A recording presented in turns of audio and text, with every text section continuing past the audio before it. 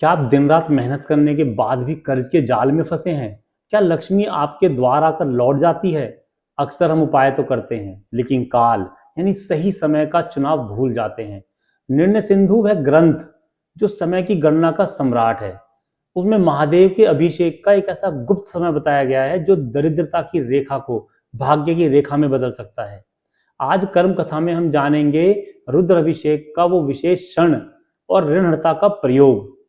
निर्णय सिंधु के अनुसार लक्ष्मी का आगमन केवल श्रम से नहीं बल्कि संक्रांति और प्रदोष के उस दुर्लभ मिलन बिंदु पर निर्भर करता है जब सूर्य और चंद्रमा की राशियां पृथ्वी पर धन तत्व को सक्रिय करती हैं। ग्रंथ स्पष्ट करता है कि हर अभिषेक फलदायी नहीं होता। जब प्रदोष काल में स्थिर लग्न जैसे कि वृषभ या सिंह लग्न का संयोग बनता है, ये तब किया जाता है। शिव पूजन सीधे कुबेर के खजाने का द्वार खोलता है। यह वह समय है जब महादेव आशुतोष रूप में आपकी दरिद्रता को भस्म करने के लिए तत्पर होते हैं। अब ध्यान से सुने उस विधि को जो साधारण पूजा को असाधारण बनाती है। यदि कर्ज का बोझ पहाड़ जैसा है तो निर्णय सिंधु गन्ने के रस से अभिषेक का विधान बताता है। यदि व्यापार में वृद्धि और लक्ष्मी का ठहराव चाहिए तो शहद का प्रयोग बहुत जरूरी है।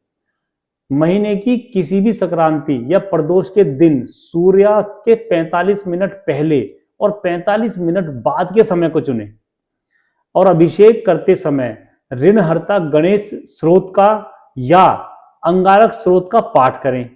निर्णय सिंधु के अनुसार गन्ने के रस की धारा जब शिवलिंग पर गिरती है और आपके मुख से ऋण मुक्ति के मंत्र निकलते हैं तो वह सीधा कॉस्मिक एनर्जी से जुड़कर आपके कर्मों के ऋण को काटना शुरू कर देता है। एक विशेष बात ध्यान से सुनिए, इस अभिषेक के बाद जलधारी से गिरते हुए थोड़े से रस को पात्र में लेकर घर की तिजोरी या मुख्य द्वार पर छिड़कना ना भूलें। यह आपके घर में स्थिर लक्ष्मी के वास का निमंत्रण है।